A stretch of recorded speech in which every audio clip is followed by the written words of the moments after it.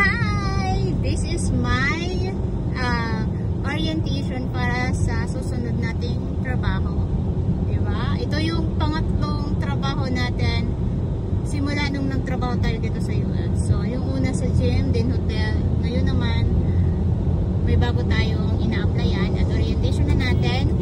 At itong susawa ko talaga ay pinaghanda ako nito.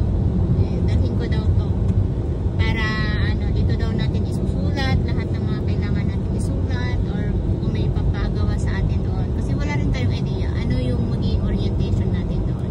So, andito ang susawa ko. Wapong susawa. Hello guys! Kakatapos lang natin mag-orientation at sinundo tayo ni Susawa at ni Karibal. So far, naging maganda naman ang takbo ng ating orientation. Tatlo kaming nandoon, isang cashier, isang online shopper, at tayo sa fashion. So, yung mga ginawa lang natin doon ay may pinalapan lang tayong something, tapos kinuha lang din yung mga requirements katulad ng SSN, green card, state ID, ganon. Then, sa mga nagtatanong na kung pwede bang magtrabaho yung may edad na, masasabi ko talaga na yes, kasi yung isa sa kasamahan ko sa orientation guys, kung hindi ako nagkakamali, nasa 50 to 60 years old na siya, pero nakakasabay siya sa amin.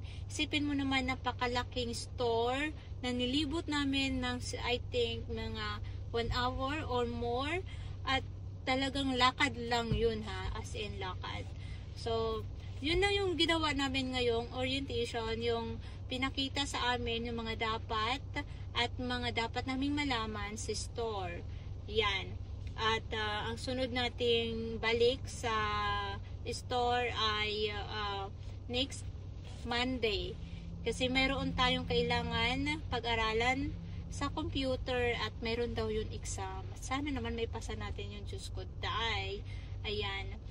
Hindi ko alam kung magpapaalam na lang talaga ako na hindi na talaga ako papasok sa Monday kasi parang pakiramdam ko kailangan kong mag-focus doon at mapapamahal ako sa over. Kung galing trabaho, mag-over ako pa uwi, then over na naman ako papunta sa another work ko.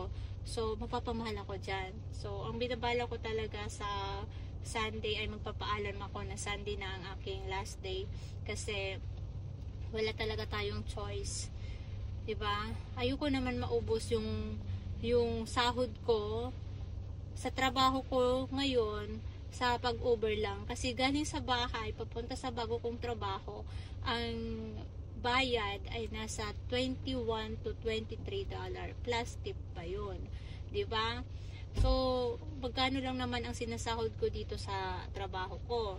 So, parang magla-last day ako ng Sunday. Diba? Ang importante, nakapagpaalam tayo, hindi tayo basta-basta nag-quit. Kasi wala tayong choice. Ayoko naman magpakahirap sa trabaho, tapos mauubos lang sa Uber. Diba? Ayan. So, sa Monday, baka doon na tayo mag-focus at para mahatid tayo ng Diyosawa natin. Isang beses lang tayo mag-over. Ayan. Bye-bye!